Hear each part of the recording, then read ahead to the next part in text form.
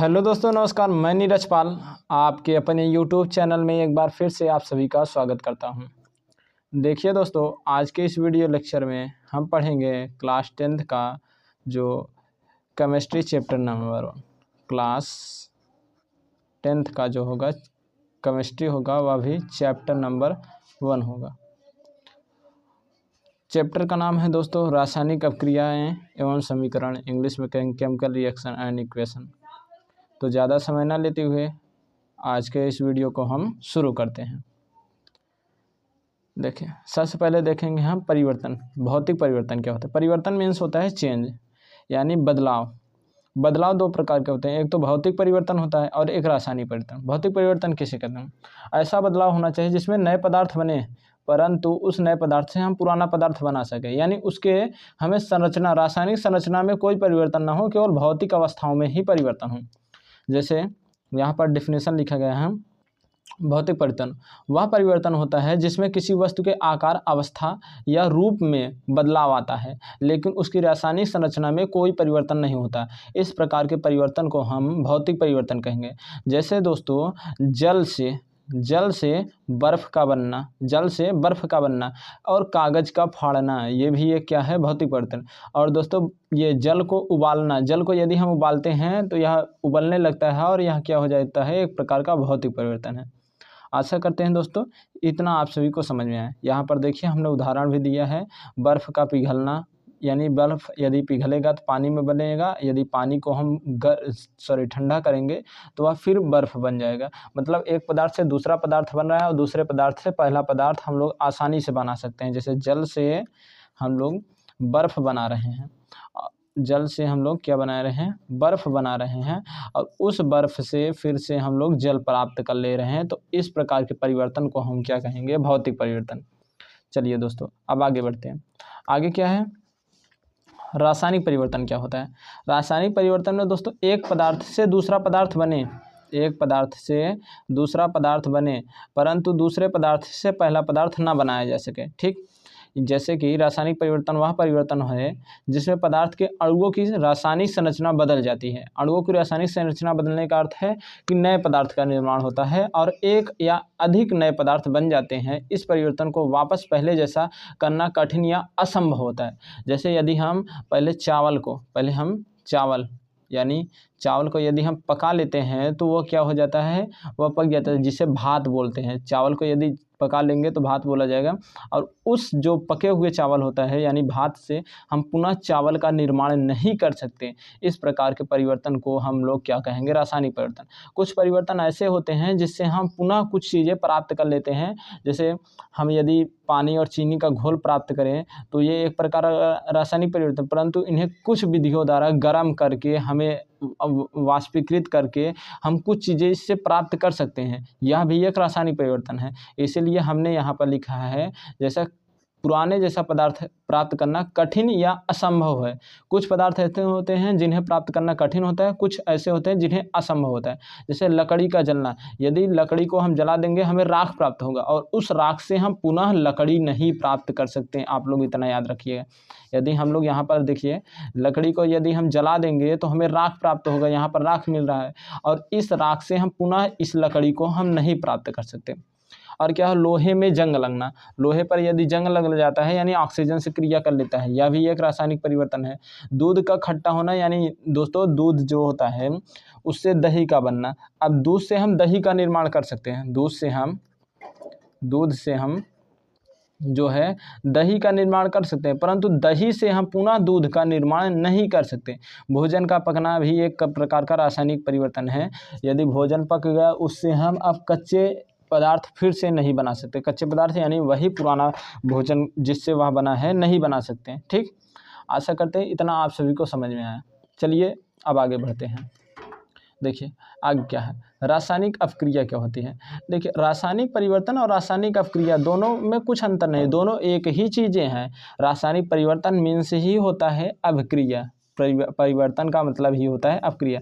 तो रासायनिक अपक्रिया क्या होता है, यहाँ थोड़ा रसायन भाषा में लिखा गया है, वह क्या है, रासायनिक अपक्रिया दो या दो से अधिक पदार्थों को मिलाने से नए पदार्थ का निर्माण हो तो उसे हम क्या कहेंगे, रासायनिक अपक्रिया। या एक से अधिक पदार्थों को मिलाने से जो अपक्रिया के दौरान हमें जो नए पदार्थ मिलते हैं, वो सब जो क्रियाएं होते हैं उन्हें हम क्या कहेंगे, रासायनिक अपक्रिया। यहाँ पर देखिए स्पष्ट लिखा है, रासायनिक अपक्रिया वह प्रक्रिया यानी वह क्रिया है जिसमें दो या दो से अधिक पदार्थ आपस में मिलकर रासायनिक परिवर्तन करते हैं। रासायनिक परिवर्तन यानी रासायनिक चेंज करते हैं और नए पदार्थ यानी उत्पाद बनाते हैं। जो नया पदार्थ बनता है उन्हें हम क्या कहते हैं, उत्पाद कहते हैं। देखिए जैसे यहाँ पर हाइड्रोजन और ऑक्सीजन मिलकर यहाँ पर जल का निर्माण कर रहे हैं। ये क्या है, ये जल है, ये जल का सूत्र है। और ये क्या है, ये हाइड्रोजन है, ये क्या है, हाइड्रोजन। और ये क्या है, ऑक्सीजन है। एक सेकेंड, यहाँ पर लिखते हैं, ये है ऑक्सीजन, ठीक, ये ऑक्सीजन है। यहाँ पर देखिए Fe और क्या है, O2। Fe यानी दोस्तों फेरस यानी लोहा, और O2 यानी ऑक्सीजन। फेरस और ऑक्सीजन मिलकर फेरस ऑक्साइड बना रहे हैं। यह भी एक प्रकार की क्या है, रासायनिक अपक्रिया। यानी दोस्तों यदि हम फेरस यानी लोहे को नम्र वायु में रखते हैं तो वह ऑक्सीजन से क्रिया कर लेता है, जिससे जो लौह पदार्थ होता है वह संक्षारित हो जाता है। इसे भी एक प्रकार की रासायनिक अपक्रिया के श्रेणी में रखा जाता है। आशा करते हैं दोस्तों इतना आप सभी को समझ में आया। चलिए अब आगे बढ़ते हैं। अब देखिए दोस्तों, उत्पाद किसे कहते हैं। रासायनिक अपक्रिया, जैसे हमने यहाँ पर हाइड्रोजन और ऑक्सीजन को हमने मिलाया था, और क्या, ऑक्सीजन को हमें मिलाया था, तो हमें H2O मिला था। क्या मिला था, 2H2O मिला था, यानी हमें जल मिला था।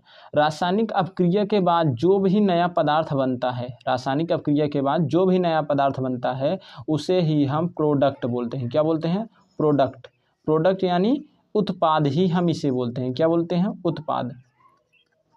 रासायनिक अपक्रिया के पश्चात जो नया पदार्थ बनता है उसे हम उत्पाद बोलते हैं।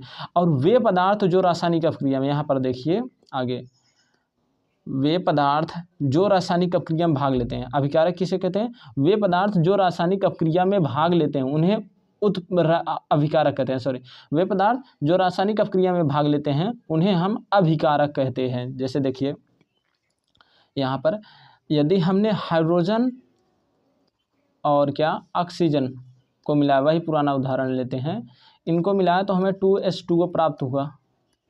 इसमें जो, अब ये तो उत्पाद हो गया, और ये क्या हो गया, ये जो जिससे मिलकर यह बन रहा है, इसे हम क्या बोलेंगे, अभिकारक बोलेंगे। क्या बोलेंगे, अभिकारक। जैसे देखिए यदि घर में सब्जी बनती है तो नमक, तेल और जो सब्जी का जो मसाला होता है और खुद जो सब्जी में यूज होता है, वे जो पदार्थ हम सब्जी बनाने के लिए जो पदार्थ भी हम लोग यूज करते हैं उन्हें हम अभिकारक बोलेंगे। और जो वह उस पदार्थ से जो भी हमें तैयार होता है, सब्जी तैयार होता है, वह एक पदार्थ होता है और उस एक पदार्थ को हम उत्पाद बोलेंगे। आशा करते हैं इतना आप सभी को समझ में आया हो। जैसे कि यदि हमें शरबत बनाना होगा तो हम क्या करेंगे, हम क्या करेंगे, पानी और क्या, चीनी मिलाएंगे। क्या मिलाएंगे, चीनी, और हमें यहाँ पर शरबत प्राप्त हो जाएगा। तो यहाँ से ध्यान से देखिए, ये जो पानी और चीनी जो हमने मिलाया इसे हम अभिकारक बोलेंगे, और जो ये हमें मिल रहा है उसके बाद उसे हम क्या बोलेंगे, उत्पाद बोलेंगे। आशा करते हैं इतना आप सभी को समझ में आया। चलिए अब आगे बढ़ते हैं। आगे देखिए, रासायनिक समीकरण क्या है। रासायनिक अपक्रिया को उसके रासायनिक अपक्रिया में भाग लेने वाले तत्वों तथा अभिकार, ऐसे बोल सकते हैं, रासायनिक अपक्रिया में भाग लेने वाले अभिकारकों तथा उत्पादों को उनके रासायनिक प्रतीकों द्वारा व्यक्त करना। भाग लेने वाले अभिकारक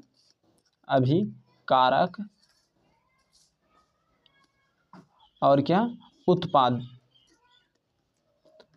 अभिकारक और उत्पाद को इनके जो होते हैं प्रतीकों द्वारा व्यक्त करना।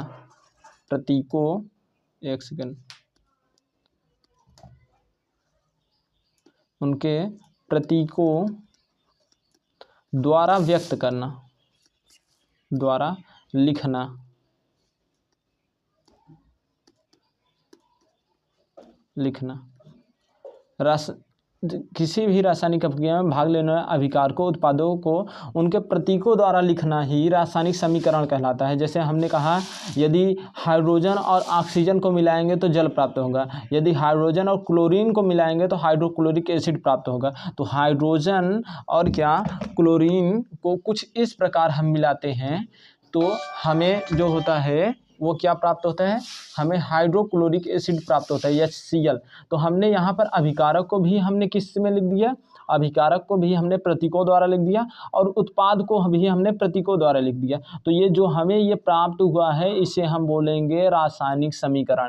इसे क्या बोलेंगे, रासायनिक समीकरण बोलेंगे। क्यों रासायनिक समीकरण बोलेंगे, क्योंकि हमने इसे उनके अभिकारकों और उत्पादों को प्रतीकों द्वारा व्यक्त किया। तो अभिकारकों और उत्पादों को प्रतीकों द्वारा व्यक्त करना ही रासायनिक समीकरण कहलाता है। और इसी प्रकार होता है एक शब्द समीकरण। क्या होता है, शब्द समीकरण।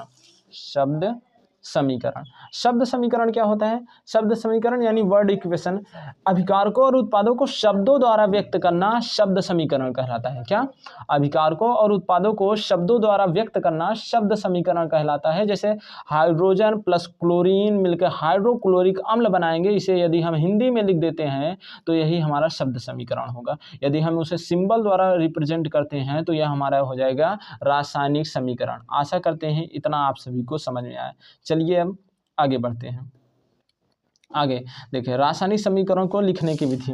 रासायनिक समीकरण में लिखने की विधि क्या होती है, कुछ नहीं, यदि रासायनिक समीकरण में जो अभिकारक होते हैं, जो अभिकारक होते हैं, अभिकारक, उनको हम तीर के, ये जो तीर लगा होता है इसके हम बाईं ओर लिखते हैं। अभिकारक को तीर के बाईं ओर लिखते हैं और उत्पाद को हम तीर के दाईं ओर लिखते हैं। अभिकारक को हम तीर के बाईं ओर लिखते हैं और उत्पाद को तीर के बाईं ओर लिखते हैं। यानी ये जो लिखा जाएगा LHS यानी लेफ्ट हैंड साइड पर लिखा जाएगा और ये जो होगा राइट हैंड साइड पर लिखा जाएगा। और देखिए यदि दो या दो से अधिक अभिकारक होंगे, एक अभिकारक A है और एक अभिकारक B है, तो हम इन दोनों के बीच में प्लस साइन का यूज करेंगे। और यदि उत्पाद हमें कुछ अलग मिल रहा है, उत्पाद अगर एक उत्पाद मिल रहा है तो हम AB ही लिखेंगे। लेकिन यदि एक अभिकारक A है और एक अभिकारक B है और एक अभिकारक C है, तो इनसे हमें जो उत्पाद मिलेगा वो AB और प्लस का BC मिले, AB प्लस का AC मिलेगा। तो दो या दो से अधिक अभिकारक होने पर हम उनके बीच में प्लस का निशान लगाते हैं, दो या दो से अधिक उत्पाद भी होने पर हम उनके बीच में प्लस का निशान लिखते हैं। तो कुल जो इसका समरी होगा, या समरी क्या होगा कि यदि अभिकारक है तो उनको हम तीर के बाईं ओर लिखेंगे, उत्पाद है तीर के दाईं ओर लिखेंगे। दो या दो से अधिक अभिकारक होने पर हम उनके बीच प्लस साइन का यूज करेंगे। यदि दो या दो से अधिक उत्पाद होंगे तो भी हम उनके बीच में प्लस साइन का यूज करेंगे। ये होता है रासायनिक समीकरण लिखने की विधि। आशा करते हैं इतना आप सभी को समझ में आया। चलिए अब आगे बढ़ते हैं। देखिए असंतुलित रासायनिक समीकरण। असंतुलित यानी अनबैलेंस केमिकल इक्वेशन। अनबैलेंस में यानी ऐसा रासायनिक समीकरण जिसमें अभिकारकों तथा उत्पादों के परमाणुओं की संख्या समान ना हो। जब किसी रासायनिक समीकरण में अभिकारक और उत्पाद के परमाणुओं की संख्या समान नहीं होती तो उसे असंतुलित रासायनिक समीकरण कहते हैं। जैसे कि हम उदाहरण दे रहे हैं, हाइड्रोजन और हम ऑक्सीजन को यदि मिला रहे हैं तो हमें क्या बनेगा, हमें H2O प्राप्त होगा। अब इसमें देखिए यहाँ पर 2 टाइम जो है हाइड्रोजन है और 2 टाइम जो है क्या है, ऑक्सीजन है। परंतु यहाँ पर हाइड्रोजन 2 टाइम है और ऑक्सीजन कितना, सिंगल है। इसलिए इसमें देखिए हमें ऑक्सीजन दोनों तरफ जो है बैलेंस नहीं है, तो इसे हम क्या कहेंगे, असंतुलित रासायनिक समीकरण कहेंगे। आशा करते हैं इतना आप सभी को समझ में आया। ठीक, अब आगे बढ़ते हैं। देखिए आगे क्या है, संतुलित रासायनिक समीकरण। संतुलित रासायनिक समीकरण किसे कहते हैं, ऐसी रासायनिक समीकरण जिसमें अभिकारकों और उत्पादों के प्रत्येक परमाणुओं की संख्या क्या होनी चाहिए, बराबर होनी चाहिए। अभिकारक की भी परमाणुओं की संख्या और उत्पाद के भी परमाणुओं की संख्या क्या होना चाहिए, बराबर होना चाहिए। यह क्या होता है, संतुलित रासायनिक समीकरण। ठीक, जैसे कि हम देखते हैं हाइड्रोजन और प्लस में ऑक्सीजन, ये दोनों मिलेंगे तो H2O 2H2O का निर्माण करेंगे। इसमें देखिए 4 बार हाइड्रोजन है और यहाँ पर भी हाइड्रोजन 4 बार है। ऑक्सीजन 2 बार है, तो यहाँ पर भी ऑक्सीजन कितनी बार है? 2 बार। इसमें हाइड्रोजन और ऑक्सीजन बराबर हैं, तो इसे हम संतुलित रासायनिक समीकरण कहेंगे। इसी प्रकार H+Cl का यदि हम कॉम्बिनेशन करेंगे तो हमें क्या प्राप्त हो जाएगा? HCl। क्या प्राप्त होगा? HCl। यहाँ पर हाइड्रोजन 1 टाइम है और यहाँ पर भी हाइड्रोजन 1 टाइम है। यहाँ पर क्लोरीन 1 टाइम है और यहाँ पर क्लोरीन भी 1 टाइम है। अतः इस प्रकार के रासायनिक समीकरण को हम संतुलित रासायनिक समीकरण कहेंगे। अच्छा, ये बताइए संतुलित रासायनिक समीकरण को संतुलित करना क्यों आवश्यक है? क्योंकि द्रव्यमान संरक्षण का नियम, जो द्रव्यमान संरक्षण का नियम के नियम से, द्रव्यमान संरक्षण का नियम क्या कहता है? द्रव्यमान संरक्षण का नियम कहता है द्रव्यमान को न तो आप उत्पन्न कर सकते हैं और ना ही आप नष्ट कर सकते हैं, केवल इसे आप एक रूप से दूसरे रूप में रूपांतरित कर सकते हैं। अतः द्रव्यमान संरक्षण के नियम के पालन के लिए हम किसी भी रासायनिक समीकरण को संतुलित करते हैं। और असंतुलित, एक बात और नोट पॉइंट याद रखिएगा, असंतुलित रासायनिक समीकरण को कंकाली या ढांचा समीकरण भी बोलते हैं। आप लोग याद रखिएगा। आशा करते हैं इतनी बातें आप लोगों को समझ में आई होंगी। चलिए अब आगे बढ़ते हैं। आगे देखिए क्या है, आगे है रासायनिक समीकरण को संतुलित करना। रासायनिक समीकरण को संतुलित कैसे किया जाता है? देखिए, रासायनिक समीकरण को संतुलित करने के लिए हम हिट एंड ट्रायल विधि का उपयोग करते हैं। इसका हिट एंड ट्रायल विधि का उपयोग करते हैं। यह विधि क्या होती है कि हम इस विधि के लिए सबसे अधिक जो परमाणु होता है उसको हम पहले संतुलित करते हैं। और इससे अच्छा तो ये होता है, जैसे हमें कोई रासायनिक समीकरण हमें संतुलित करना है, जैसे कि आप मान लीजिए कि हम एक छोटा सा उदाहरण H2O का ले रहे हैं। यहाँ पर देखिए H2 प्लस का O2, इसका उदाहरण ले रहे हैं। छोटे उदाहरण से हम बड़े उदाहरण की ओर बढ़ेंगे, तो यहाँ पर बनेगा H2O बनेगा। अब देखिए दोनों तरफ, तो हम एक बॉक्स बना लेंगे। हम क्या बनाएंगे? एक तरफ हम यहाँ पर एक बॉक्स बनाएंगे और इस बॉक्स में हम क्या करेंगे? हम यहाँ पर तत्व लिख देंगे, कौन कौन सा तत्व है। देखिए यहाँ पर हम लिखते हैं तत्व, हम देखिए यहाँ पर 2 तत्व रखते हैं। देखिए यहाँ पर हाइड्रोजन है और यहाँ पर ऑक्सीजन है। ये लेफ़्ट साइड का बॉक्स है और ये राइट साइड का बॉक्स है। तो लेफ़्ट साइड में हाइड्रोजन कितनी बार है? 2 बार है। राइट साइड में हाइड्रोजन कितनी बार है? 2 बार है। लेफ़्ट साइड में ऑक्सीजन कितनी बार है? 2 बार। लेकिन राइट साइड में ऑक्सीजन कितनी बार है? तो 1 बार। तो हमें इसे 2 बनाने के लिए इसमें हमें 2 से गुणा करना पड़ेगा। यदि हम 2 से गुणा करेंगे तो ये यहाँ पर हम गुणा नहीं लिख सकते, ये गलत होगा। तो हम इसे कहाँ पर लिखेंगे? देखिए हम इसे जो लिखेंगे, हम इसे ये 2 जो होगा यहाँ पर लिखेंगे। अब देखिए यहाँ पर 2 लिखें तो हमें ये 2 और 2 ये कितने हो गए? 4। यानी राइट साइड पे जो हो गए, अब कितने हो गए? अब 4 हाइड्रोजन है। 4 हाइड्रोजन हो गए, यानी हमें यहाँ पर हाइड्रोजन इधर भी हमें 4 करने के लिए 2 से गुणा करना पड़ेगा। तो हम यहाँ पर 2 से गुणा ना करके हम यहाँ पर 2 से गुणा करेंगे। आशा करते हैं इतना आप सभी को समझ में आया। एक बार फिर समझ लीजिए, हम रासायनिक समीकरण को संतुलित करने के लिए हिट एंड ट्रायल विधि का उपयोग करते हैं। किस विधि का उपयोग करते हैं? हिट एंड ट्रायल विधि का। इसमें हिट एंड ट्रायल विधि क्या बताता है? हिट एंड ट्रायल विधि बताता है कि किसी भी रासायनिक समीकरण को संतुलित करने के लिए हमें ये देखना होता है किस पदार्थ यानी किस तत्व के परमाणु की संख्या असमान है। जैसे कि आपको एक उदाहरण और हम देते हैं, देखिए।